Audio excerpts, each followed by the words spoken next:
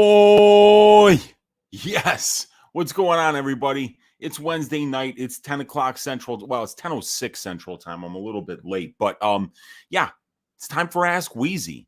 This is what I do on Wednesday nights. I just turn the camera on. I don't prepare for the show at all because I've already done Just the Tip. I've already done the DFS show. I've already done Stat Diggers. I've already done Probability. The stats are done. They're out. The opinions are formed. The tape is watched. The only thing left to do is to wait for these fights to take place and to place all the bets that we need to get placed before these fights happen. What's going on? What are we going to bet on? How are we going to stack catch tickets like flapjacks this week? Well, there's 13 fights to bet on. There are some debuting fighters. There are some fighters maybe on their way out. There are some fighters talking about retirement. Some narrative issues. There are some statistical issues with a lot of these fighters. So let's break it down, man. I just poured myself a beverage because we got to sit back and talk fights for a couple of hours. So let's strap it down. Let's get comfortable. Let's talk some fights. Let's see what's going on with you guys in the chat, huh?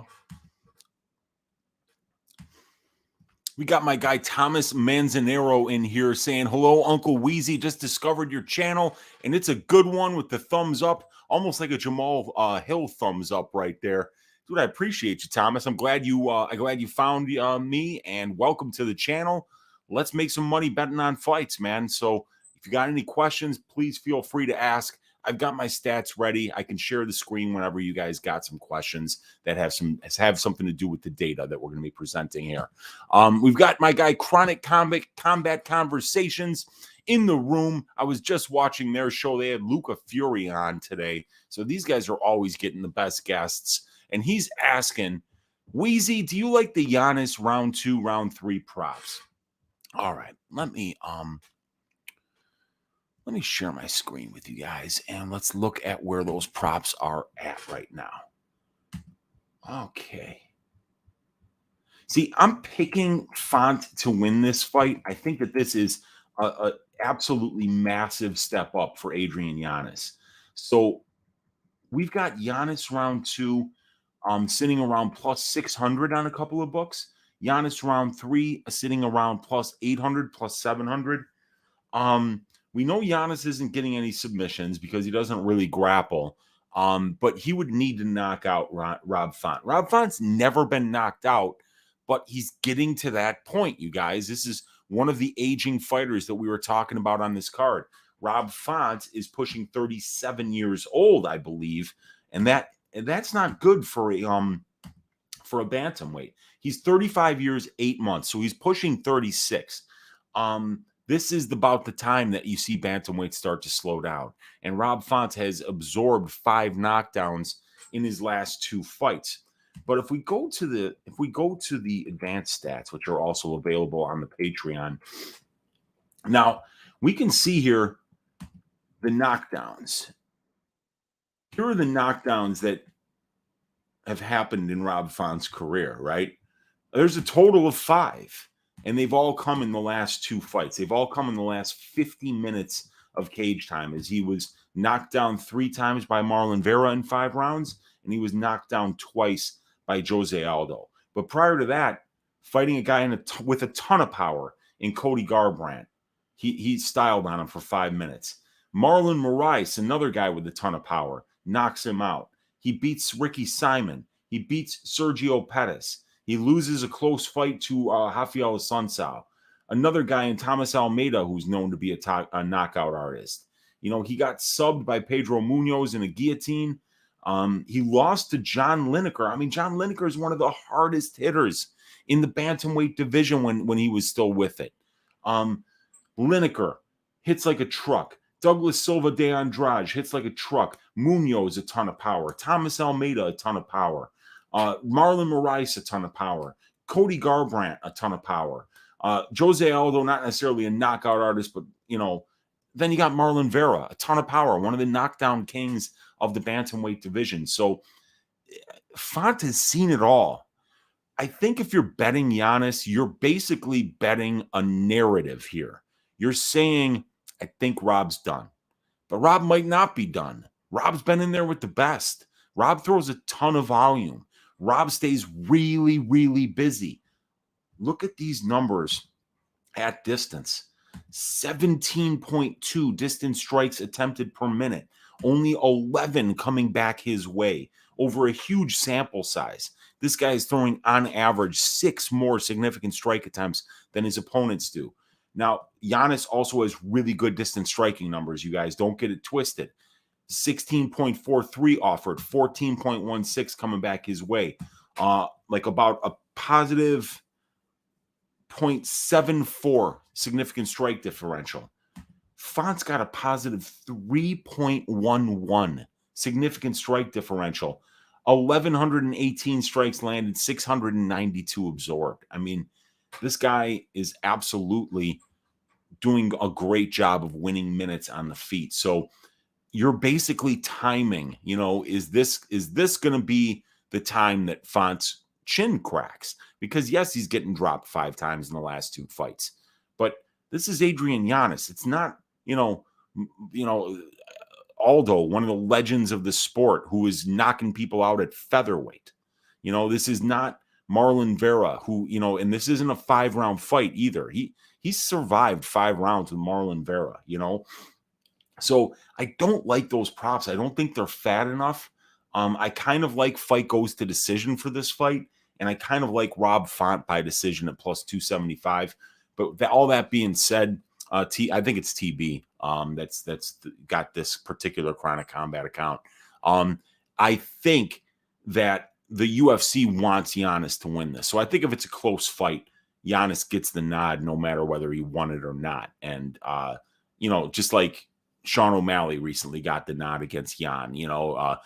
Macy Barber is a girl that the UFC is trying to push, and they gave her a win. They've given her 2 wins. So, and I think that Yanez, they're clearly trying to set him up for success because they've never put him in the cage against anybody that can wrestle.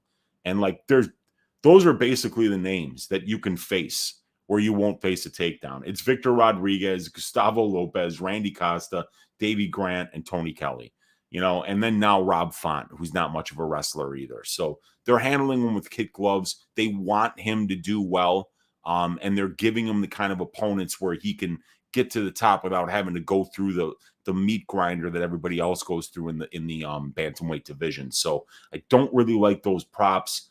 I'm picking Rob Font to win by decision, but unfortunately, I mean, when you make decision bets these days, the judges are involved, and these guys are just so corrupt, so bad. They're not even watching the fights most of the time. So they just get told before the fight starts, this is who's going to win if it goes to decision, and then they make the scorecards fit that. God damn, the Paddy Pimblett decision, that's another one. Obviously they're trying to get Paddy Pimblett wins. He's got a big following, but you can't just, gift it to him on the scorecards after they lose all 3 rounds. And I could see Yanez getting a robbery like that. I'm not a believer in Yanez. That's the thing, you guys. A lot of people will probably call me a Yanez hater, but I'm just speaking facts when it comes to the fact that they're handling this kid with kid gloves, and they've never given him anybody that could wrestle. Dirty River Fish saying, "What's up, my D-Gens and Weezy? Weezy's the man, but he's got the loudest pussy this side of the Mississippi." I do, man. I do. I got the loudest pussy this side of the Mississippi. That cat is loud as hell. And it was screaming yesterday while we were live in here, and then didn't even want to come on camera. I mean, you're sitting here yelling at everybody, and then you don't even have the guts to come on camera. It's bullshit. But thank you for joining us, Dirty Riverfish. Let's go. I'm excited for the Weezy knowledge. Says Peach to teach. Let's go, man. Let's get it. Silky B saying, would betting every dog this week be profitable? I think it probably would. I think it probably would. There's some, wide shots here. And, I think Christian Rodriguez is live. I think Ponzinibbio is live. I think Font is live. I think Chris Curtis at the price is definitely live. He's not really going to be plus money, though. Watterson's live. Chase Sherman, not so much. I mean, I do think Carl Williams gets the job done here and makes it look pretty easy. Gerald Mearshart, I mean, like, how many times has this guy cashed as a dog? He's literally a dog in every fight. And then he's 10-7 in the UFC. So, that guy's plus EV in terms of what he's getting you back if you're betting on him. If Calvillo looks good on the scales, plus 250 against Lupe Godinez, who's just okay. That's live. It's a live bet. I think Ignacio Bahamondes, unless Trey Ogden has like literally hypnotized people, which because he hypnotized Zellhuber. Zellhuber came out looking like a completely unrecognizable fighter against Trey Ogden.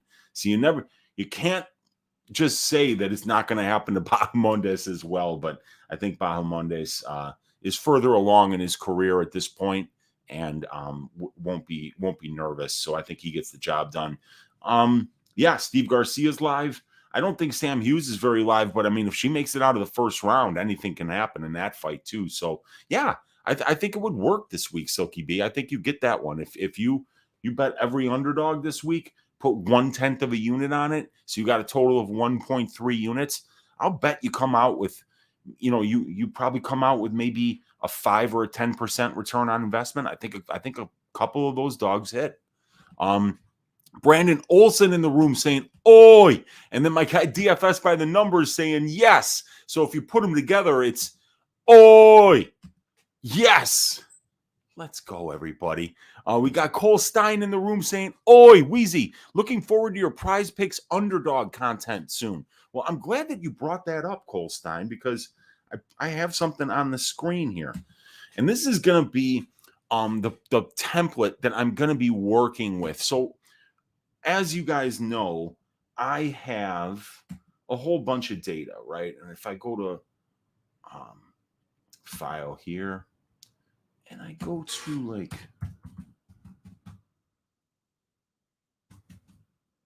there we go. So I've got this database of fights, right? And in that database, I have every fight that's happened from January 1st, 2013 until the present day, right? And you see that here. This is 2013 to present. And you can see it right here. I've got the Carl Williams, Lucas Bresky fight highlighted here that happened on March 11th, 2023. And if you just scroll up, you just see it's just every fight that's taken place, all the way back to 2013 here.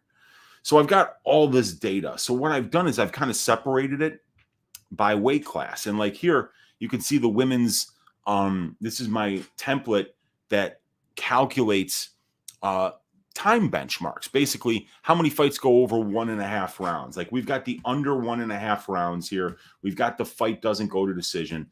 So we know that there have been 230 3-round fights in the women's strawweight weight class since its inception. We know that there have been 24 5-round fights. And then we get the analytics from those fights. 73 of these 230 fights have finished inside the distance. That's 31.74%. And then we've got the under 2.5 number, the under 1.5. And I've built that into the prop template that you guys see on Propability. Well, my other thought is, since I already have all this data, and then I've already got all the striking data, the takedown data, why not build a template that, like this one here, calculates all the benchmarks for over-under betting? Why not create one that gives us metrics, right? So that we would know, for instance, if we're looking at Prize Picks, right? And if I bring up, thought I had Prize Picks up here. I do not, damn it. And I don't want to log in, but yeah, so we know that Prize Picks has got all this data, and they'll give us the over-under props on significant strikes and shit. So we've got, for instance, we've got the Calvillo versus Godinez fight. And this is 115 pounds. So we know that there's 254 fights that have been women's 115 pounds in total. So this one just has the metrics total. It doesn't have them split out by 3 and 5 round fights because we're doing them by minute. But we can see that The winning fighter gets 0.15 knockdowns per 15 minutes. They land 4.81 significant strikes per minute. And the losing fighter lands 3.31. We know that the winning fighter gets 1.78 takedowns per 15 minutes, and the losing fighter gets 0.77 per 15 minutes. And this is the amount of attempts by the winning fighter and the losing fighter. The average, the total per fight. So when they're talking about, somebody getting over 1.5 takedowns, we're going to be able to start understanding how often that happens in the strawweight division. And then we can also look at the individual fighter stats as well. And we could say, for instance, for a significant strike prop, we might have something that says something to the effect of, okay, we are looking for Kelvin Gastelum to land 64.5 significant strikes. Does he land more or does he land less?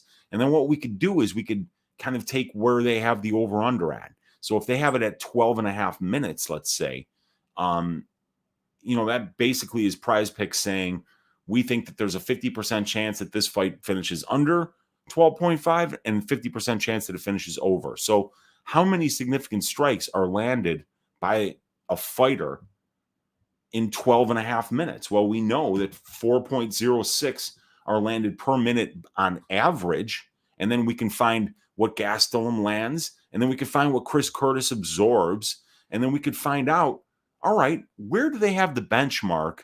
Where do the metrics tell us that they might go above or below the metric? And then it's going to put all the relevant stats for you to see in one place for a significant strike prop, for a takedown prop, for a time prop, and for a fantasy score prop, because I'm tracking all of those things with my database. So I'm really excited to make these benchmarks available for everybody, and then use these analytics in order to give a real data-driven look into whether these significant strike props, takedown props are set too high, set too low, or set just right. Because when they're set too high, then we want to bet the under. When they're set too low, then we want to bet the over. And if we can find degrees of savings, then we can start to have confidence in certain picks more than the others. And then we can start to find those spots that the data is telling us stick out. And then we can use our eyes, and then we can use tape study to bolster that work that we're going to have with the data. So I hope that you guys are excited about this. I'm very excited about this, and I'm looking forward to sharing these analytics, pairing them up with fighter performances, and then creating content going forward that'll give us an edge when we play underdog fantasy, when we play Prize Picks fantasy, by using these metrics and these benchmarks that I've spent so much time curating and computing. So I appreciate that you asked about that, because I'm very excited about that content as well. So we got Lauren Williams in the room saying, let's go. What's up, Lauren? Thanks for hanging out with us. We've got Victor De Jesus is in the room. What's up, Weezy in chat? Let's shish these bookies. Let's get it, man. We got Daz Files in the room saying, oi, what's up, Daz Files? DJ is in the room saying, oi, Weezy, hit me with a 3 or 4 leg greaser consisting of plus money legs. All right, that sounds like a fun one to do. Okay, so plus money legs. I'm going to start off by giving you a plus money leg that the prop template found. And that is a Burns Masvidal over 2.5 rounds at plus 107. That's a 48.31% implied probability. The over 2.5 benchmark for the division for 3-round fights is 54.82%. So that's a 6.51% savings. We can see that 19 of 32, or 59.38% of Masvidal and Gilbert Burns' combined UFC fights have went over 2.5 rounds, and we're only paying 48% on the line. So that's an 11% savings. And these guys go over 2.5 rounds at a 4.55% rate greater than what the division does, which is 54.82%. So that's a trifecta bet. It means it's underpriced according to all three metrics. And then when we look at the numbers for Burns and Masvidal, we're going to see that Jorge Masvidal has had 9 losses at the UFC level, and he's only been finished in 1 of them. So he's very, very durable. And Gilbert Burns has been knocked out in 2 of 5 losses. But somebody's got to win this fight inside the distance. And you got 2 pretty durable guys here. In the combined 14 UFC losses, only 3 have finished inside the distance. And that is just better than 20%. And we're getting almost a 45% implied probability, maybe closer to 47 on this line. So leg 1, Masvidal Burns over 2.5. Leg 2, the Rob Font money line. Rob Font. All right, so let's just, I'm going to click the parlay up here.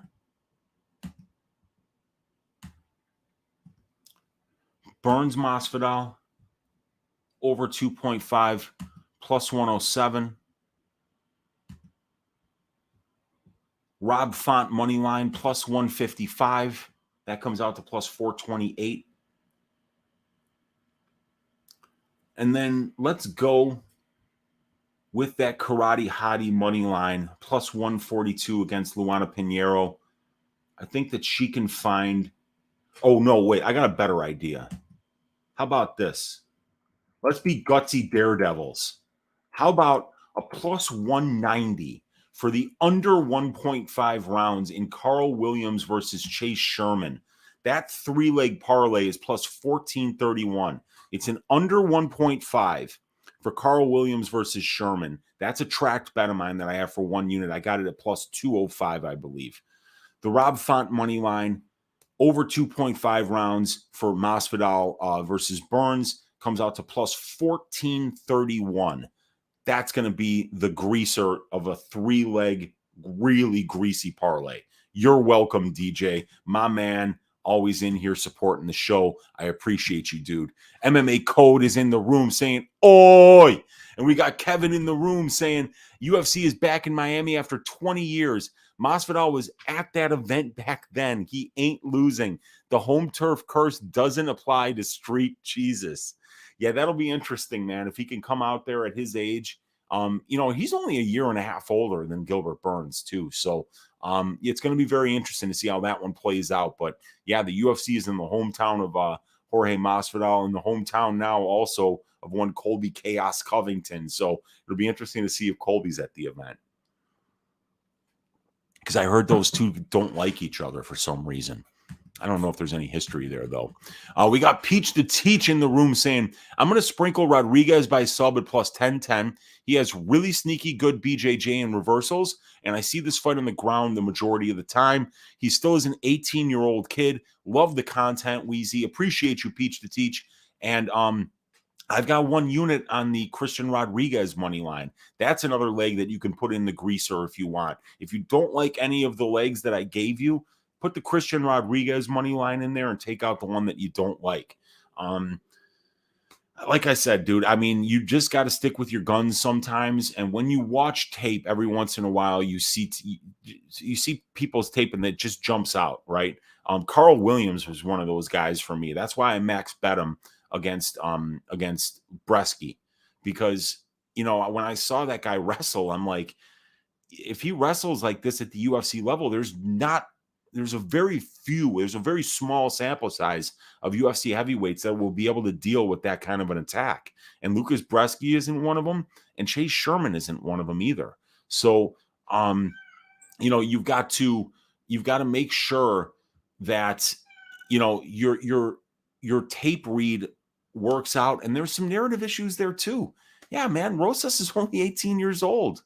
The kid's got a lot of growing up to do. He's got a lot of learning to do. He's never lost. He's got to learn how to do that. He's going to lose at this level. He's a bantamweight. This is the toughest division in the UFC unless you're Adrian Yanez. So he's going to have tough test after tough test after tough test. And I think that the UFC is trying to set him up to win. They picked a kid with bad takedown defense on paper, but I'm On paper, it doesn't mean shit. And I promise you that Christian Rodriguez doesn't give a damn if the UFC is trying to push Raul Rosas. He's trying to take what this kid has. He's got to fight whoever stands in front of him. And in this case, it's going to be Raul Rosas Jr. And that kid is good. I love Rosas Jr.'s style. When you are a specialist, you have to fight a style that puts your specialty on your front foot, where you've got to make sure that you're doing what you do best and that your style makes it most possible for you to be able to execute that game plan. And if you're a great grappler like Raul, then pressure is just so important. And you see this kid's pressure is relentless. And then his ability to be able to chain takedowns together is also very good. And the conditioning necessary to push that pace for a full 15 minutes looks to be also something that Raul Rosas has. So, yeah, man, I don't mind that plus 10-10. Dude, he was so close to subbing Jonathan Pierce with that guillotine. He absolutely got taken down by Weems twice, got back up immediately the first time. And then the second time, Weems is sleeping less than 10 seconds later after he takes down Christian Rodriguez. And it's like, that's almost, as somebody that uses stats to cap fights, I realize what the pitfalls of that are. And the pitfalls is that sometimes the stats don't tell the whole story, and Weems took down Christian Rodriguez twice, but he got no control time and he got subbed. So, yeah, I mean, like, also Jonathan Pierce almost got subbed. I mean, there's a lot of guys that probably tap to the choke that Rodriguez had him in. And Rodriguez took that fight on short notice, up a weight class against a guy with one of the best gas tanks in the entire UFC. So it was a nightmare of a matchup. And then also you see that he's landing in shots in that fight that ordinary men are falling to. There is an elbow in the clinch in the center of the cage that Rodriguez lands against JSP that literally sounds like it broke Pierce's skull. You got to go back and watch that fight if you think I'm bullshitting you. He lands an elbow, and Pierce just ate it like a flapjack and kept fighting. I think half the division is in the hospital after that elbow that Rodriguez landed. So, yeah, man, I love Christian Rodriguez here. I wish I had waited because I could have got him now at so much better of a price than what because I paid. I got plus 160. Right now, you can get. It looks like a bunch of money came in earlier on Rodriguez. See this? It was plus 185. Then it went to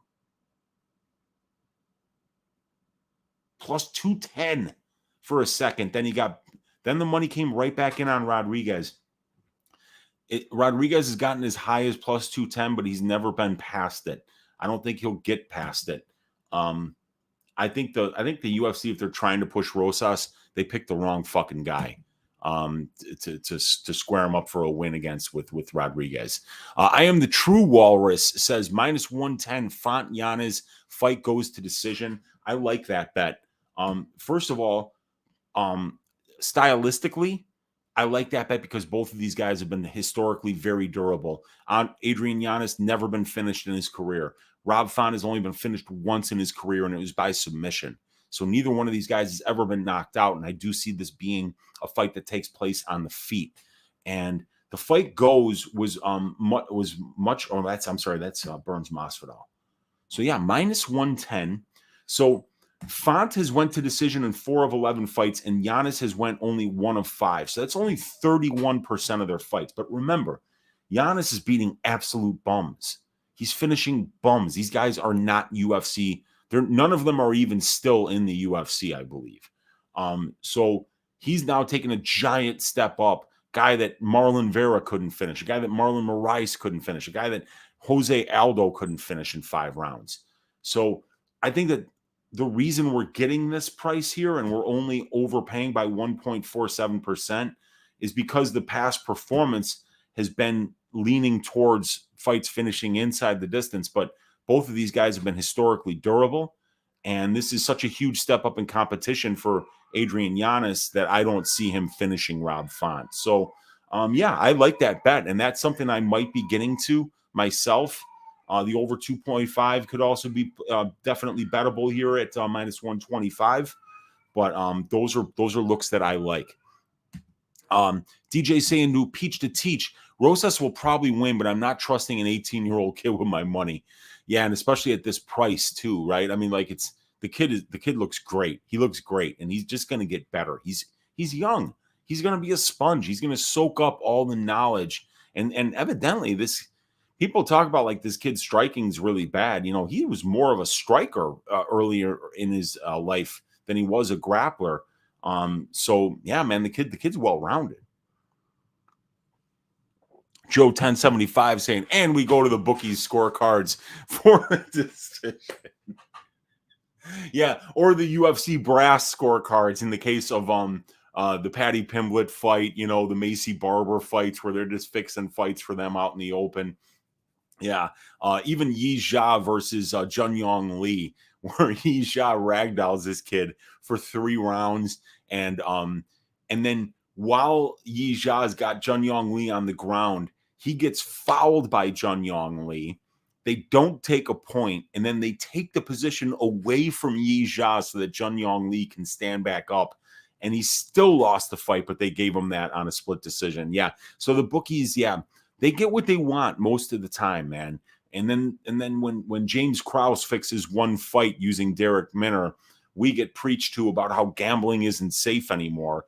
But then I'm sitting here holding an Andrea Lee by decision ticket, and it's it didn't cash. I'm sitting here holding a Yi Jia ticket, it didn't cash. I'm sitting over here holding a Jared Gordon by decision ticket at plus 500, it didn't cash. I'm sitting over here holding a Dustin Jacoby by decision ticket that didn't cash. And it just goes on and on and on. And you're like, wow, boy, you know, when I need a decision, it never happens. But when the bookies need something to happen, boy, Sal D'Amato's got it 48-47 for Jack Hermanson over Strickland.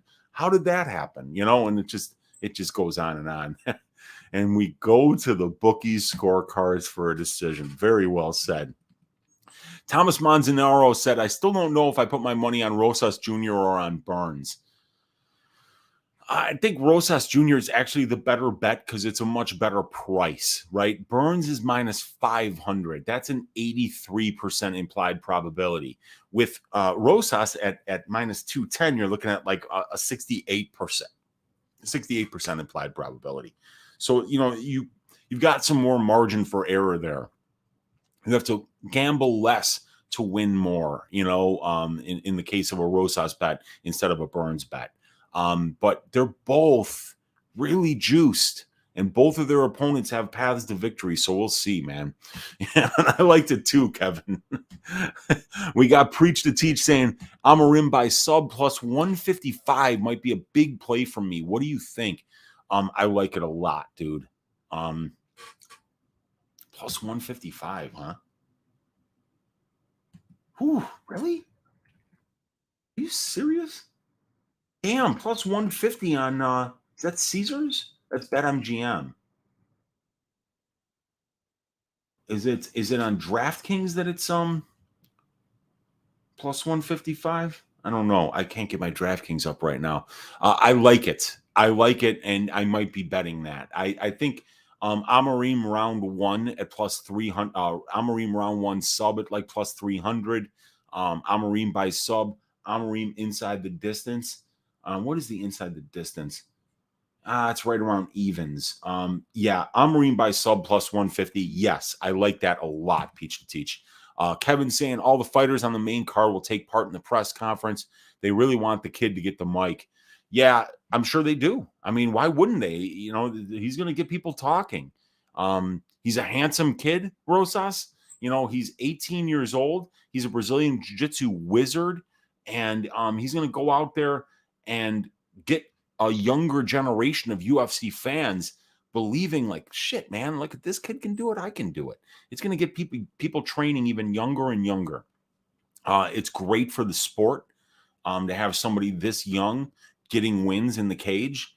And yeah, I mean, I think he's going to get asked a lot of questions too. And he you know, he doesn't look like the moment's too big for him, man. He already went out there and just waxed Jay Perrin, who's a veteran with over 20 professional fights, made it look pretty easy against Jay. and in front of a live crowd in his debut. It's different than DWCS, where there's 100 people in the room, and like 8 of them are there to see you. This is much different, and he's already done it in front of that live crowd. So yeah, I mean, Rosas, I'm really looking forward to that fight. I'm really glad that's the kickoff on the pay-per-view, because that's a great fight. Giallo in the room saying Weezy looks like the kind of guy who owns an array of bowling and Tommy Bahama shirts. I don't have any Tommy Bahama shirts. My dad lives in Florida, so whenever I go to visit him, I can get access to Tommy Bahama wear, like up the yin yang. And I don't bowl either. So I don't have bowling shirts. I don't have Tommy Bahama shirts. What I have is a lot of beer in the house, and I've got a lot of stats that pertain to stacking cash tickets like flapjacks on betting on the UFC. So that's what I've got. And he's saying, I say that with love, and I got you, man. I got you. Yeah, dude. This is just a sweatshirt that I got on. Bowling shirts aren't bad. I want to get one, like a Pin Pals shirt, like Homer Simpson's bowling team that he was on with Montgomery Burns. That was so good. Bob Spikerman's Weezy, the big boss. What's up, Bob? Let's stack that shit this weekend, man. Yeah, let's get it, dude. I should have been up so many more units 2 weeks ago, only up 0.77 units after the Lee robbery and after Perez didn't make it to the cage for his ass whooping against Manel Kopp. There's nothing worse than beating the shit out of the line movement, right? Like I went 2 units at plus 124 for the under 2.5 in the Kopp Perez fight. That line moves all the way to minus 180 to minus 200. I'm already counting my money because I know Alex Perez, like, I know he's not going to be able to deal with Manel Kopp, and then he has a seizure. I mean, that's serious. So I don't know if we're ever going to see Perez. And frankly, I mean, people that are asking, has he been cut yet? I don't know if they're going to cut this dude, because I feel like if there weren't a ton of fights left on his contract, they would have cut his ass already. He can't make it to the cage. But I think what's happening here is he's got a lot of fights left on his contract. And, at this point, nobody's going to accept a fight against him because they know they're not going to get paid. They're not even going to get a show check because the guy can't get to the cage, man. Brandon Olson saying, for DFS, I understood all 4 of your points. I'm not really leaning towards Izzy. But do you feel like he's not got a path to victory? I'm really leaning his way this week. Absolutely. Israel Adesanya has a path to victory. Of course he does. He's been the middleweight champion for so long. The only guy that can beat him is Alex Pereira, because he's the only guy that's on Izzy's level in kickboxing, and he somehow is able to make 185 pounds. Pereira looks like one of those guys that he could make 186, but you ask him to make 185 and it would just be impossible, right? Like that last pound wouldn't even be possible. He'd have to cut off a part of his leg to get that last pound off. So Izzy definitely has a path to victory. Shit, man. I don't even think he was finished in the first fight. He was still moving his head. He immediately protested the stoppage. That's not to say that he might not have been sleeping 10 seconds later, but man, he was on his way to winning that fight. So of course, Israel Adesanya has a path to victory. For crying out loud, he's still the favorite here. I mean, he's lost to this guy how many times? 3 times, and he's still the favorite. And he's not even, so I'm on the Pereira side. I just don't think that Izzy has anything that Pereira hasn't seen before. And I think it's a good matchup for Pereira because Israel Adesanya can't wrestle. And they've never been able to get him in there with somebody that actually can wrestle for more than 2 minutes. So it's definitely a matchup that he can win. So, yeah, I mean, I don't think there's anything wrong with an Israel Adesanya bet. I'm not betting on Pereira. I really could see that fight going either way, and I don't want to bet against Israel. Not at this kind of line. Not when you usually have to pay like minus 300 to get Israel Adesanya's money line. We got I Am the True Walrus saying 1 unit minus 120 Burns by decision or Masvidal by KO. Interesting. So you leave off any kind of burns inside the distance, and then but Masvidal by KO is probably. Can you please?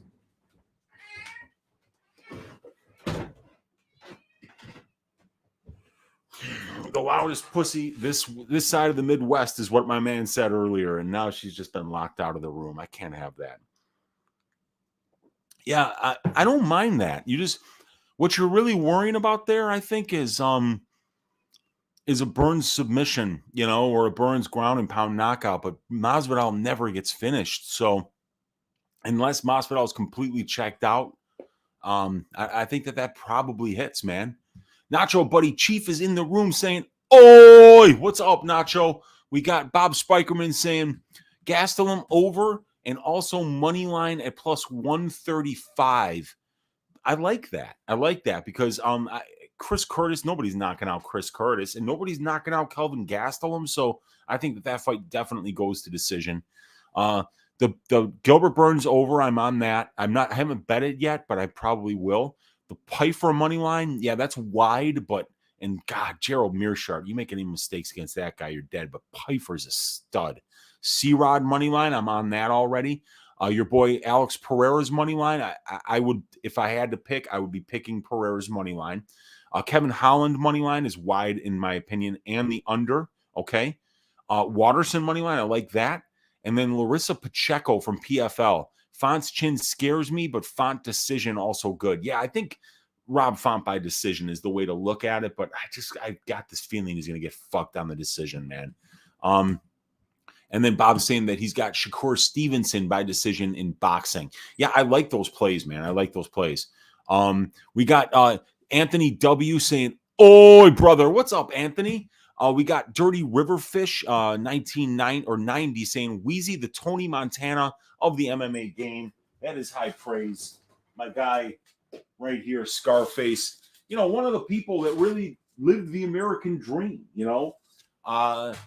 Everybody wants to come here and be a cocaine dealer in Miami, but few have the guts to do what it takes in order to be the top cocaine dealer in Miami. I mean, poor Tony Montana, he watched his cousin, Angel Fernandez, get butchered with a chainsaw. And all he had to do was tell the Colombians where the cocaine was. Did he tell them? No. Because sometimes, somebody's got to get served. Sometimes people die. But if you want to be the best, you got to put in the work. And that man, Tony Montana, he put in the work, dude. He got a little bit full of himself towards the end. He didn't listen to his guy, Frank Lopez, who told him, to not get high on your own supply and to never underestimate the other guy's greed, right? So we learn lessons from that movie in Scarface. There's a lot of lessons to be learned. It's not just great cinema. It's not just a killer soundtrack that was curated by Giorgio Moroder. It also has life lessons for all of us. Dirty River Fish, you're the man. Thank you for saying that. We got Thomas Kane saying, "Fight of the night goes all three." Fight of the night goes all three. Well, what's the fight of the night, though? Is it going to be Burns Masvidal? Is it going to be C-Rod Rosas? Which one is it going to be, man? Marcus Mustard saying, "Hello, how is Miami looking? Can't wait for the free prelims." Yeah, man. Miami is a beautiful city. And I got this guy, Real Champions, here saying, "Friend, please activate the subtitles." I have no idea how to do that. And if I do that, does that mean everybody sees the subtitles? That's something I need to know. But maybe I can do that in the YouTube studio. And I'd like to know if I could do that so that people who don't speak English could watch the content. But I wouldn't want it just scrolling across for everybody, obviously. So I got to look into that. But yeah, the free prelims are going to be fun. Miami is a great city, man. I've been there quite a few times. I love it. Oh, the food, the sunshine, the beaches. It's good stuff. And then there's Wynwood Walls, which is super cool. Can't wait for those fights either, man. We got Peach to Teach saying Penn. Penn?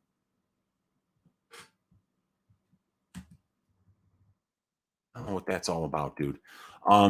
I am the Walrus saying, effectively, what is the EV difference between the fight goes to decision and the over 2.5.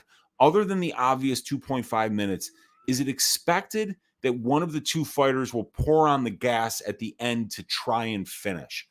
Well, the EV tends to be something that's more related on the price of the bet. I am the true walrus. So if we're talking about that Burns Masvidal, right, and you got plus 107 for the over 2.5 and then plus 125 for the fight goes. When we know what the benchmarks are, right? 54.82% for over 2.5 and 50.07%. So we know that 4.75% of welterweight fights finish in those last two and a half minutes. So we always know that there's going to be about a 1 in 20 chance that if I take that fight goes to decision instead of the over 2.5, that 1 out of 20 times, on average, that's going to catch you. You're going to have a fight finish in those last 2.5 minutes. And with certain stylistic matchups, I feel like that number probably goes up. When you've got somebody maybe that doesn't have the best conditioning, and you've got somebody maybe that does and has got a good ground game, and they can wear somebody down, they can get those late finishes. But it's hard to predict when the late finishes are going to happen. But it's important to know how often they do happen, so that when you have that plus 107 or plus 125 sitting in front of you, then what you do to yourself is you say, okay, Masvidal, has he ever had a finish in the last 2.5 minutes of round 3? And the answer is no, because 10 of his 15 fights have went over 2.5 and 10 of his 15 fights have went to decision. And then for Masvidal, 9 of his fights have went over 2.5, but one of his fights has finished in the last 2.5 minutes. So one of their 32 fights has actually finished in the last 2.5 minutes of round 3. One of 32 comes out to about 3%. So it's a little bit smaller. So you might say, I'll take the chance of betting that plus 125 because I'm getting a bigger plus money number. And we've only seen in a big sample size of 32 fights, only about 3% of those fights, instead of 4.75, actually finish in that last 2.5 minutes. So that's the way that I look at it when I'm looking at those type of bets. I look at the stylistic matchup. I look at what the benchmark is in this division. In this case, it's 4.75% exactly. And then I determine, have these guys finished before in that time period? If yes, maybe I'm going to go for the over 2.5. If no, then maybe I go for the fight goes instead to get that bigger plus money number. All right. And then we've got Joe 1075 saying, you and literally everyone else I knew bet that Perez fight. That was crazy. Yeah. And it was another one of those situations where the DFS players got screwed, because if you had Perez, if you had Cop, now you get a 0 out of those guys and you can't replace them. So yeah, man, I think that that was a very popular fight to bet. I know that Alex Perez fights are fights that I get excited to bet because Perez's fights finish inside the distance, and that's rare for flyweights. So sometimes you get a big plus money number on those unders because the bookies pay more attention to the benchmarks. They really do. And you can find those advantageous positions when you find heavyweights that go over, women's strawweights that go under. You can find little ways to make money by finding those anomalies. Boob saying, what are we going to do when Rosas gets flash KO'd? I'm going to celebrate my 1.6 unit win if that happens. But, I don't know if it's going to happen, man. But that chin of his, dude, it's big. He's got a big ass chin. It's going to be easy for some dudes to find that chin. He doesn't have a little peanut head on him, right? He got a big fucking head. So we're going to find out one of these days, man. Is it going to be Saturday against Christian Rodriguez, a kid with really nice hands?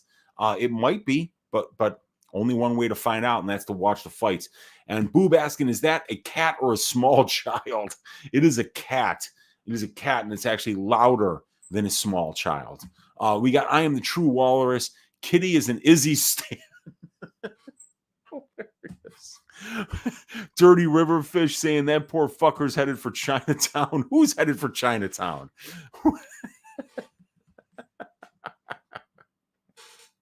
You're talking about the cat. Boob saying cat trying to get Hasbulla. Bootsy wants his shine too, you guys. Don't forget about Bootsy. We got Antonio Esparza saying, "Yo, Unc, what's up, bro? I broke my phone and forgot my password, but I'm back. Yes, good to have you back, dude. I'm sorry that you broke your phone, man. That ain't right. It's never good when we do that, man, because we rely on that phone, man. And when it's not working, it's like we realize how much technology has moved into our lives and taken over so much of everything that we do. So, yeah, glad to have you back, though, brother." Guys, hit me with any more questions that you might have about these fights. And Esparza saying, "Hey, Unc, is Rodriguez a good wrestler, grappler? Is Rosak going to take him down easy?" So he is a very good wrestler and grappler. He's a very well-rounded fighter. He's one of these kids that's been, his dad took him to Duke Rufus when he was like 12, because he was getting bullied in school and he had to learn how to fight. So he's been grappling and boxing from his early teenage years. So he is a very good grappler. He's been doing this longer than Rosas has. So it's just that Rosas definitely seems to be a bit more of a prodigy. With jujitsu in particular, there are some people that they just soak it up so quickly. They have the physical intelligence to like that chess player's mindset of using one technique to set up another, setting traps, getting counters. I remember when I used to do judo, like just trying to get a straight throw against another grown man is so hard to do. You have to trick them. If you want that inner reap, you go for that Ippon Seoi Nage first. So you get them trying to come towards you and you try to get that front arm and you pretend like you're going to reap it and bring them over your shoulder.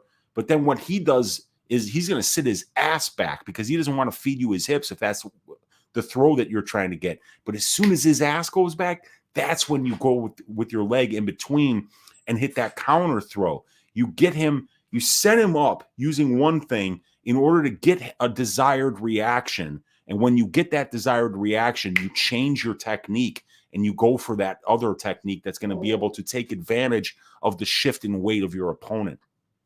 But it's hard to set up those things and it's hard to do that in real time. But some people, they just have the ability to be able to do that. And they can toy with you on this side over here while they're working to get something on the other side of the body. And it seems like Rosas seems to have that physical intelligence. He seems to have that ability to be able to, find those advantageous positions and finish fights. So I don't know if he's going to take him down easy, but and I don't know if once he gets Christian down, if how much Christian's going to be threatening with submissions and maybe getting his own submission game going. We're going to have to wait and see here. But Rodriguez is a very good grappler, and I think that the market is just severely underestimating his skill set this week. Curtis finish only seems like a decent spot. Yeah, my guy MMA Propaholic was on that one as well. He got it at like plus 100 or minus 105, which I think is now around minus 150. Yeah, Curtis has been knocked out once in his career. Gastelum's never been knocked out in his career.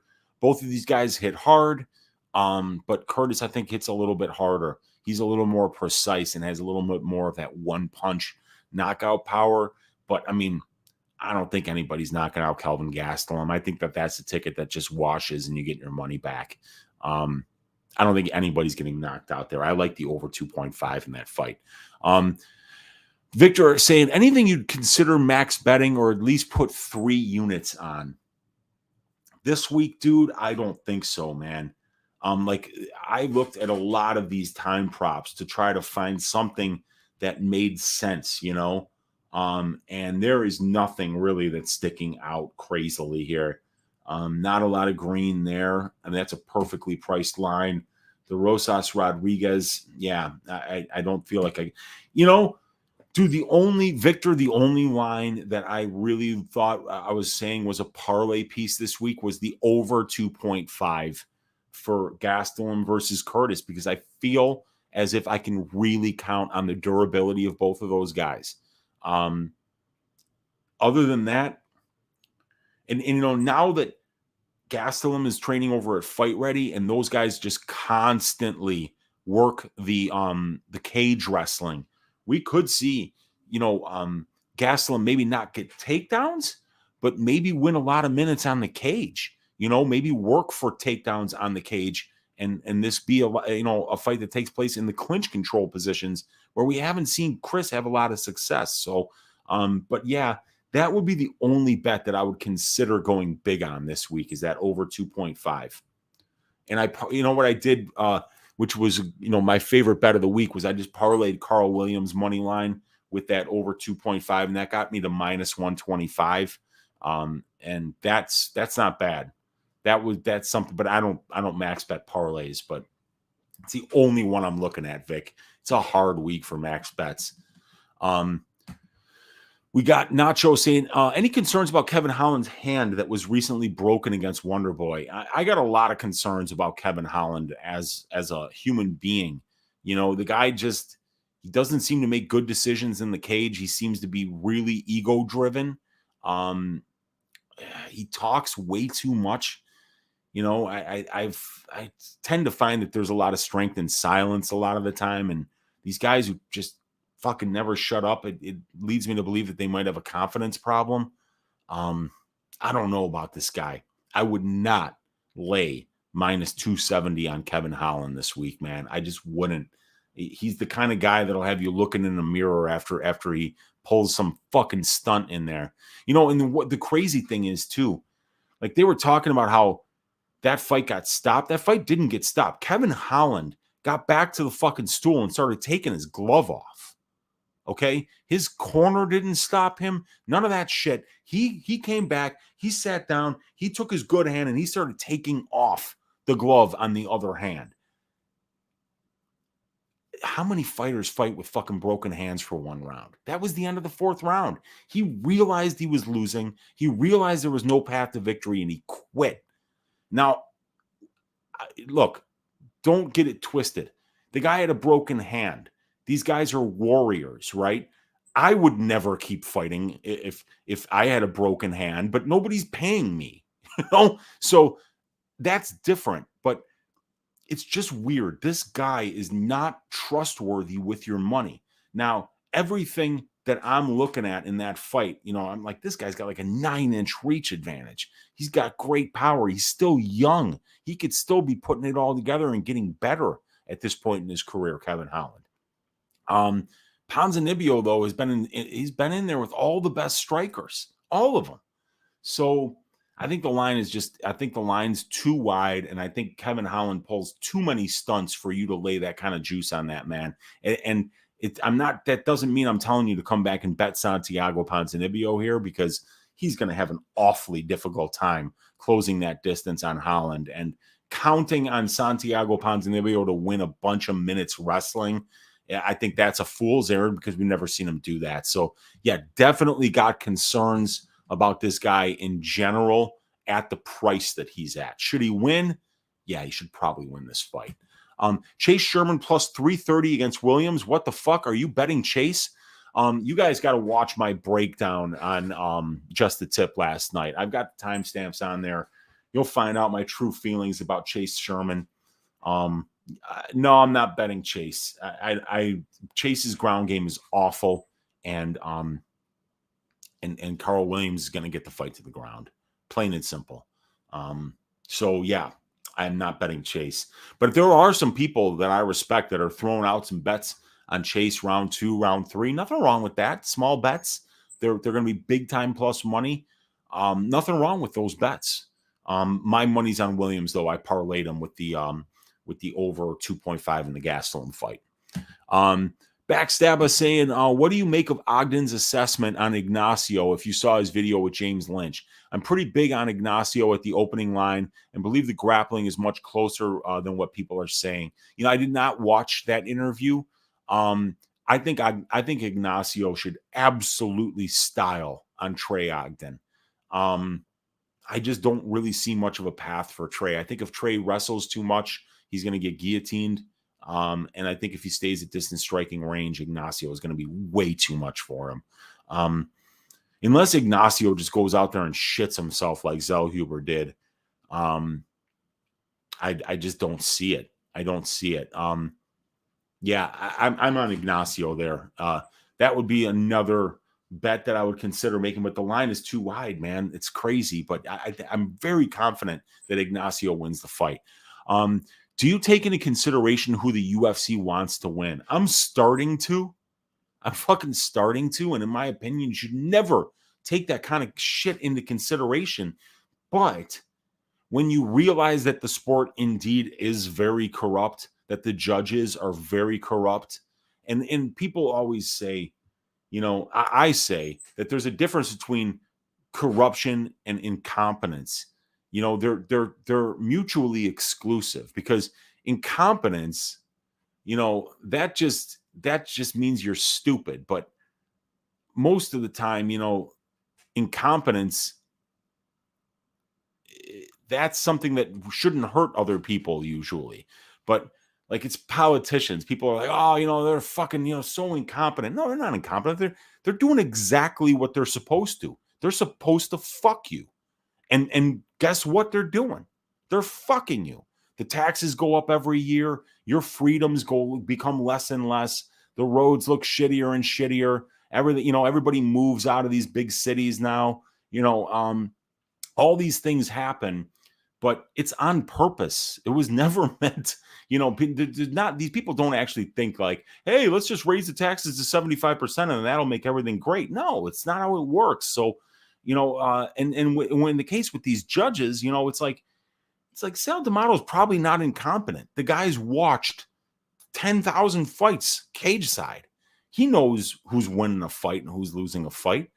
But the reason he's always there is because, the right people can talk to Sal at the right time and say, hey, maybe this guy should win this fight. So I'm starting to take it into consideration. And it's one of the driving factors behind me doing this Prize Picks content going forward, is that, at least they're not paying off the stat counters. They're just paying off the judges and the refs.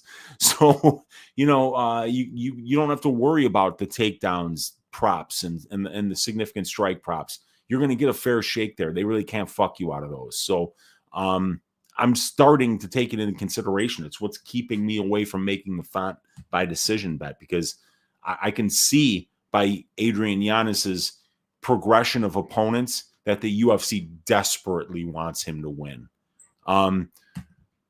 Marcus Mustard saying, I like sprinkling the early prelims. Got some action right off the bat. I like it too, man. And I'm going to have some action on that Amorim fight, whether it's the under 2.5 rounds, whether it's Amorim by sub at like plus 150, something like that. That's where I'm going with that fight. And Jacqueline Amorim is this week's Uncle Weezy's ass shaving of the week. So I think she's going to get the job done and get it done early. Antonio Esparza saying, thoughts on Pyfer Mearshart over under 1.5. The under is minus 142 and the over is plus 115. Okay. So if we get 115 here and the under is minus 142. So Mearshart and Pyfer have had an 18 combined UFC fights. 10 of them have finished under 1.5 rounds. That's 55%. We're paying 58% on the line. Pyfer's fights outside the UFC have finished under 1.5 7 of 9 times. So he's also, he's definitely a killer be killed fighter, but that doesn't mean much up at this level. Everybody's finish rate tends to go down once they get into the UFC.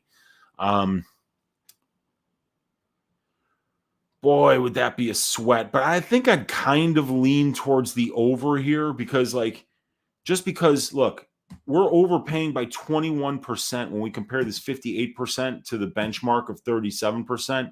We're underpaying here by 16% when we compare the over 1.5 benchmark to the implied probability of the line. But the thing is, when we look at the combined performances of the two fighters, and we've got a good sample size, we're overpaying 2% here and we're overpaying 3% here. So I'd rather have the data on my side, seeing as the stats are sitting right in the middle.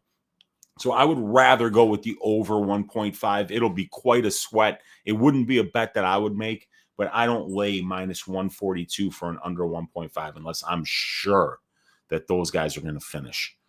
Dirty River Fish saying Kevin Holland and Sean Strickland should fight for world's dumbest fighter. Yeah, I don't think that there would be one dumber guy. I mean, I can't think of. I mean, yeah, Mike Perry's not in the UFC anymore. Vandera, I think, is even out of the. I mean, he's my guy. I got to shout out my guy Luke, Sparring with Reality betting. He sent me a DM a while back saying that he was like, I think you'll get a kick out of this. And he was 100% right. I got a serious kick out of it. Somebody asked Jared Vandera on Twitter, Jared Vandera had made a comment on Twitter that he was writing a script and script writing is hard. And so somebody immediately messaged him back and they're like, what kind of a script are you going to write, Jared? And Jared said, honestly, I think it's going to be a romantic comedy. I was thinking, can you imagine going to see a romantic comedy that was written by UFC fighter Jared Vandera? And then I started laughing even harder, picturing Jared Vandera as a romantic lead in a romantic comedy. It'd be so funny. So he might be, I mean, he's not in the UFC anymore, so he's not the UFC's dumbest fighter. But, man, you're right on, Dirty Riverfish. You're right on, man. Boob saying, yeah, Kevin Holland is a pass. Did you see his post messaging Ponzi about not cutting weight? I did not. Yeah, I mean, I don't know what's going on there. We'll see. I saw it. I try not to get too caught up in that kind of stuff because this guy Holland, he runs his mouth just constantly. So you never know when he's just bullshitting or whatever. But we'll find out, I guess. And then ring a ding ding. My guy Victor De Jesus, always supporting the show, saying your hard work is very appreciated, Weezy. I truly appreciate you supporting the show and always supporting me in the work, man. It means so much. Hey, you guys, hit that thumbs up button if you haven't already. Hit that subscribe button if you haven't already. What do we got? We got 38 of you live in here. I appreciate each and every one of you, man. Kevin's saying, yeah, Holland was talking about old school cars, big booty hoes, and dominoes at Media Day. Even DM'd Santiago if they could fight at 185 so he could eat Miami food. That is so Kevin Holland, dude. That is so Kevin Holland. But I'm with him on the big booty hose, though. Marcus Mustard saying Vanilla Gorilla Chase had a tiny cameo in Embedded today. Good for him, man. Good for him. We got to get Chase in those embeds. We got Boob saying I never understand the Chaseaholics. He always gets a bet on when he literally is a top 5 worst of all time at heavyweights. He does, dude. I'm guilty of it. The fight didn't happen, but the first time that Chase Sherman was supposed to fight Alexander Romanov, I think it was 0.05 units at plus 6,000 on Chase Sherman third round knockout because we know that Romanov's conditioning is dog shit. So, I mean, maybe he gets a third round knockout if Romanov's unable to get him out of there and then can't get takedowns in the third. But that fight wound up getting postponed, so that bet got returned to me, and then I didn't have the balls to make it the next time.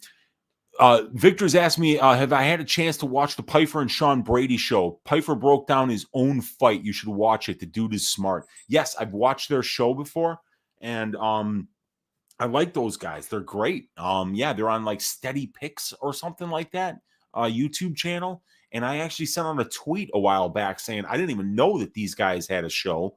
So I sent a link to the show and I said everybody should go like and subscribe because like Santino DeFranco and Brandon Olivas do an amazing show on YouTube.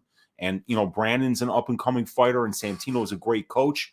But here you got two, UFC fighters that are fucking good in Piper and Sean Brady doing a show too. So I find that stuff to be must watch because I love listening to fighters break down fights, man. It's a great way to learn about the craft that we're all trying to master, which is trying to make money betting on these fights.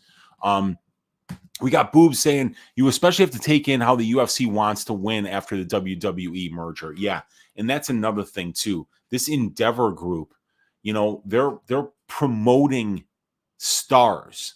So their business model kind of, it depends more on having superstars than it does competition, real competition. So yeah, I do believe that now I now that they're in bed with Disney Corporation, now that they're corporate, it's going to be all about profits. And so, yeah, if a board of directors wants, corrupt judges to lie and say Paddy Pimblett won a fight that he got his ass waxed in, those judges are going to say that Paddy Pimblett won. So, yeah, this whole WWE merger, I think Liam Picks Fight sent out an amazing tweet saying that this is just a huge red flag. When you've got a fake sport in wrestling now being under the same umbrella as a supposedly real sport in mixed martial arts, where, the judging is becoming the major controversy right now in the UFC, and that, you're obviously fixing fights to get the right fighters, the wins when they need it so that they'll be more marketable. Yeah, man, it's very, very concerning. I am the true Walrus saying, wouldn't the UFC want Holland to win over an aged Ponzi? Yeah, I mean, I think that they would. Yeah, I mean, but I'd ask Santiago Ponzinibbio if he gives a shit what the UFC wants. He wants to win too, man. That's the great thing about fighting. Is that it doesn't matter who the UFC wants to win. If that guy that the UFC wants to lose goes in there and busts ass, he's going to get that win. So it doesn't matter what the UFC wants, but it matters when it goes to the scorecards and then the judges can pretend that somebody won when they didn't. Marcus Mustard saying, I cured my chaseaholism a few fights ago. And we all got to get over that though, right? Dirty Riverfish, Yanez, Rosas, Hola, Holland, all those fucks. Yeah. Antonio saying thoughts on the over under 2.5 for Yanez Font, over minus 122, under minus 106. If Font survived the Cheeto fight, I can't see Yanez finishing him. Yeah, we talked about that one earlier. As far as I'm on the fight goes or the over 2.5, I think that you can count on both of these guys' durability. And yeah, Font's chin is probably going to get cracked at some time. It might be Saturday against Yanez. Yanez has got serious power, very smooth boxing.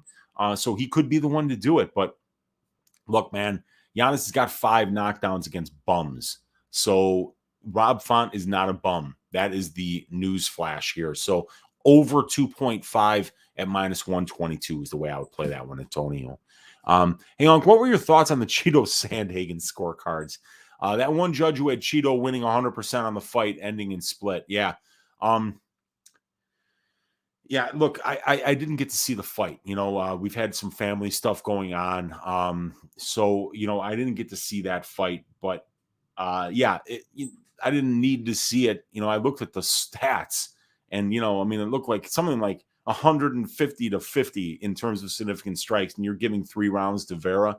Unless Sandhagen's face was completely chopped up and he was bleeding profusely, I don't see how you come to that conclusion. And yeah, obviously, that's a judge that, he should never, ever be allowed to judge another fight, because there's no fucking way that Marlon Vera won even 2 rounds of that fight from what everybody was saying. So yeah, man, this is the kind of corruption that I'm talking about. And they're still investigating Jeff Molina. Right? That's still going on. Jeff Molina is currently suspended from the UFC because supposedly Jeff Molina has done something to harm the integrity of UFC gambling.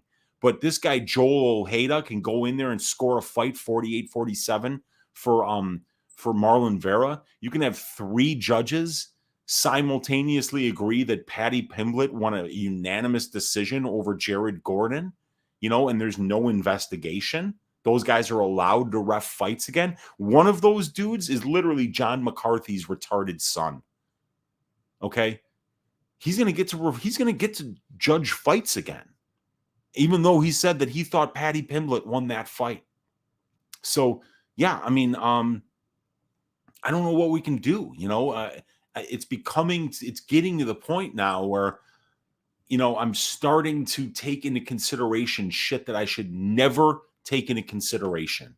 Like, who does the UFC want? Who's got more Instagram followers?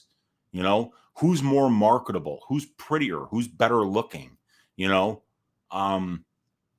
going to open the door to the UFC going to a country they've never went to before and being able to headline that card? I mean, like, all this shit is stuff that we should never, ever have to think about. And we're having to think about it now because every goddamn week you're like, who are these people judging these fights? And why are they not getting removed from the arena after they turn in a scorecard like that? Exactly like Vyacheslav Kisiev got removed from the arena after he let Benoit Saint-Denis almost die at the hands of Elizeu Zaleski dos Santos. So, and then Kevin sums it up perfectly. Sports entertainment company, for profit. Number one duty of the board of directors is to increase shareholder profitability, not to have a sport where the toughest guy is getting the cage and the best man wins. No, entertainment. Would you bet a total on the Izzy Alex fight? I would bet the under if it were 52, 53% or better. But probably not, because Izzy fights, Izzy couldn't finish a glass of water. So I'd rather just if I would bet the under, I would just bet Alex Pereira inside the distance. Boob saying, ask Miguel Baeza about Ponzi caring about who the UFC wants to win. Exactly. I had a bet on Baeza that night. Ponzi didn't fucking care, man.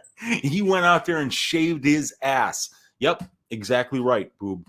Brandon Olson saying, do you think Steve Garcia is worth any small stabs? Yeah, I think, yeah. Or maybe an over-under. Yeah, I think the under is a little bit juiced, but I think that it probably hits. I don't feel comfortable with Shayilan as a straight pick. Yeah, man, I think, you know what? Maybe Garcia by first-round knockout would be the way to play it, because that's really when he's at his most dangerous. And, Shah throws with reckless abandon on the feet, too. He throws massive overhand rights, big head kicks. He's looking to knock people out, too. So I think it's gonna be a chaotic fight for sure. Brandon saying it's kind of hilarious to think of how Dana calls out judges for bad judging as it's just getting worse and worse and feeling more and more rigged. Yeah. And I mean, I don't even know. I haven't really heard Dana call out these judges lately, but like, what Dana could do is he could say, hey, Texas Commission, if you ever let this fucking prick Joel Ojeda judge fights again, we're not coming back to your state. And you let me know when you fire this fucking moron, and then we'll talk about coming back there. And people are pretending like you can't negotiate with these fucking commissions. There's 50 of them. There's fucking 50 of them just in the United States. Don't bullshit me and tell me you can't fucking negotiate with these pricks. Don't tell me you can't. Like, if I were in the UFC and I wanted Saul D'Amato gone, I promise you, he'd be fucking gone. If I had to do 50 straight events in Rhode Island, I would do 50 straight events in Rhode Island until all these other fuckers decided, holy shit, Weezy's not going to let us send corrupt judges. Otherwise, we're not going to work. So yeah, there's ways around this, and Dana White's doing absolutely nothing about it because he's being a really good company man. What's up, Antonio? We got Tommy Under saying, best of luck this week. You too, Tommy. You're always in here supporting, man. I appreciate you, brother. Let's stack them high this week. And then we got Bob saying the cat is in there. Yeah, man, we can always hear that cat. We got my guy Andy Gonzalez, MMA in the room, saying, bro, they are not retarded. UFC is rigged. Judges, Dana, all of them, they know what they're doing. I mean, I couldn't have said it any better. They're absolutely not retarded. They are rigged. There you go. Andy Gonzalez speaking truth. We got Boob saying, I think Masvidal is the most important fighter to win on the card if we take the WWE angle. And I fucking hate that I have to even take that into consideration. Why can't I just break down the fight? Why do I have to consider who these corporate stooges want to win? Well, turns out that what's happening is happening before our eyes, and we've got to start taking this new information into account. Yeah, Victor saying is I'm taking into consideration dropping the betting aspect of the UFC and just watch bad decisions and fake KOs for fun. I work too hard for my money to give it away, dude. I mean, I can't blame you on that, dude. It's crazy. I mean, when they start doing this shit, and like when they fixed that fight for Pimblett, and then Dana's out there talking about like, yeah, I thought he won the fight. It's like, dude, are you fucking kidding me? Do you have any sense of propriety or tact? You just appeared on this guy's fucking podcast 5 days before you fucking fix a fight for him, and then you think it's okay to go out there and be like, yeah, I thought he won? Come on, dude. It's time for Dana White to hang him up. He should just go back to doing coke, fucking strippers. He's got plenty of money. He could divorce his wife. He could have fun. He doesn't have to pretend like he gives a fuck about this anymore. Don't become a corporate stooge, Dana White. You gave too much to mixed martial arts fans to turn into some fucking corporate stooge loser. Antonio Esparza saying, why is Sam Hughes plus 220 against somebody who's making their debut? Who is this Brazilian chick? You're going to find out who this girl is, Antonio. She's fucking good, man. Second degree Brazilian Jiu-Jitsu black belt at the age of 27. She trains with the Brazilian wrestling team. She's been at American Top Team training now for a couple of years. This girl's legit. She's even flashed some power on the feet, but she just hasn't faced the best fighters yet. So it's a big step up in competition. It's going to be under the bright lights in front of a pay-per-view crowd. But believe me, I think that the UFC thinks that Amorim is up to the task, and I agree with them. Andy Gonzalez saying, and even the fighters, they have roles and they know it. Because like you said, it's entertainment. Jared Gordon knew it. He would lose by decision. I'm pretty sure. This is like WWE nowadays. Yeah, man. You know, I mean, but it's not fair to Jared Gordon. It's just, you know, like that's the whole point of this sport, is that you can't do that to Jared Gordon, knowing what these fighters go through just to get to the cage, the sacrifices that they make, what they put their bodies through, you know, the training partners that have to get in the cage with these guys and take beatings for weeks leading up to the fight, you know, gym fees, you know, you're going to Brazilian Jiu-Jitsu class, you got a boxing coach, you're spending all this money, you're putting your body through the ringer, you're almost killing yourself trying to make weight. And then John McCarthy's retarded son is like, I got a 29-28 Pimblett. What the fuck? So why is Jared Gordon doing this? If this is going to be a sports entertainment company, then I don't know why some of these fighters wouldn't just put on a fucking nut hugger and go in there and start wrestling instead. Why not? You'll make more money. Only bet unders. No women, no women's. I know, Tommy. Tommy loves the violence bets, man. MMA Fight Club has been preaching all week. He's been talking to Burns and Camp. He says they're paying him to not wrestle. LOA. We should see Saturday. He said that MMA Fight Club said that he's been talking to Gilbert Burns. I want to hear if I'm hearing this correctly. And that Burns is saying that the UFC is telling him not to wrestle. Dude, if that's true, we should never bet this sport again, literally. Because if that's true, if UFC people are asking him not to wrestle, then they're actively fixing fights. and I want to put James Krause in charge of the fucking investigation. The Brazilian chick is the best grappler Hughes has ever fought. Yeah, for sure, Andy. Dude, she's good. Yeah, I never heard of her before. Yeah, check out her fights in LFA, man. Antonio, here's what you do. Go and check out her fights. If you've got UFC Fight Pass, you can watch her entire career in 10 minutes, dude. 6 fights, and her career is 10 minutes. So go watch it. You'll really be impressed by her. Am I crazy to say that Gastelum is washed? He's constantly pulling out of fights, and Curtis fights more than him. Curtis plus money is kind of nice. Yeah, so Gastelum might be washed. That's one of the hardest things to do in this sport as a bettor, is to predict when a good fighter is going to have that fall off. And when that fall off happens, it happens fast. And you need to time it correctly to make money off of it. But Kelvin Gastelum won the Ultimate Fighter when he was only 21 years old. Kelvin Gastelum is not even 32 years old yet. So even though his body's been through a lot, he's got a lot of UFC fights, he's got some miles on the tires. This guy's really tough. He's training over at Fight Ready now. He's switched camps. He's trying to round out his game and continue to learn and continue to progress. I get why anyone's taking the shot on Chris Curtis. The dude is incredibly active and always ready for a fight. And we have seen Kelvin pulling out a lot lately, and he's had some injuries. Boob is saying after Masvidal wins a split decision this weekend after Burns has 15 minutes of control time and Colby jumps the cage and Stone Cold stunners Masvidal, we'll know it's rigged for sure. That would be awesome. Andy Gonzalez saying the problem is Curtis is more undimensional or unidimensional than Biden's brain. Yeah, he's predictable. I mean, Curtis is a striker. He's a pure striker. Yeah. And that makes him very predictable, just like Joe Biden is predictably not going to be able to say anything that's of his own mind. He's just got to read off the teleprompter if he can still read.